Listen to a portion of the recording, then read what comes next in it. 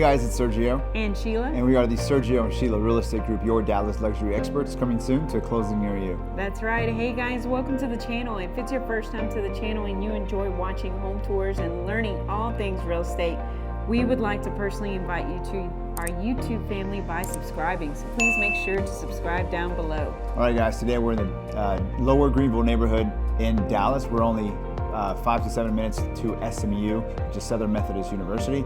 We're 10 minutes from North Park Mall and 15 minutes from downtown Dallas. But Sheila, hey, give us more information about this one. Yes, this is built in 2024. It's a 4-bedroom, 3.1 baths. It's a 2-car garage. It's 3,150 square feet. It's currently listed at $1,179,000, which is $374 price per square foot, and it's sitting on a 0.18 acre lot, which is 7,800 square feet. Fantastic. Well, can't wait to show you this house, guys. It's a 3-story with a rooftop terrace, which is where we're standing now. But I want to remind you, if you guys are looking to buy or sell here in the Dallas area and you want to partner with true luxury agents, well, Sheila and I, you get 2 agents instead of 1.